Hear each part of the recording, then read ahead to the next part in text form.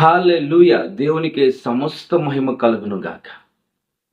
ఈరోజు దేవుడు మనకు అత్యంత ప్రీతికరమైన, అత్యంత మంచి, చక్కని, అద్భుతమైన వాగ్దానాన్ని దేవుడు ఇవ్వబోతున్నాడు. దేవుని మాటను మనం చూద్దాం మరి. మత్తయి సువార్త 18వ అధ్యాయము 20వ వచనం. ఎలయనగా ఇద్దరు ముగ్గురు నా నామమున ఎక్కడ కూడి ఉందురో అక్కడ నేను వారి మధ్యన ఉండునని చెప్పాను.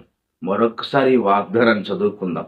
ఏలయనగా ఇద్దరు ముగ్గురు నా నామమున ఎక్కడ కూడి ఉందురో అక్కడ నేను వారి మధ్యన ఉండునని చెప్పాను.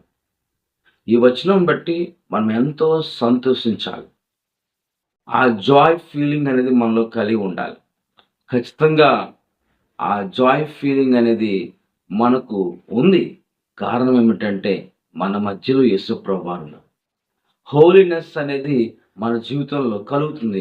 కారణం ఏమిటంటే యేసుక్రీస్తు ప్రభువారు మనము గెట్ టుగెదర్ అయినప్పుడు, అందరూ కలిసి యేసుప్రభు వారి నామములో కలిసినప్పుడు వారి మధ్యన గొప్ప పరిశుద్ధత అనేది చోటు చేసుకుంటుంది.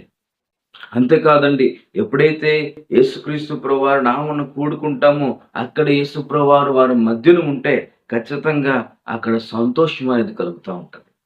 అంతేకాకుండా యేసుక్రీస్తు ప్రభువారు నామములో ఎవరైతే ఇద్దరు ముగ్గురు కూడుకుంటారో ఇంకెక్కువ మంది హాజరవుతారో ఆ వారి మధ్యలో దేవదేవుడు గొప్ప ధైర్యాన్ని పుట్టిస్తాడు.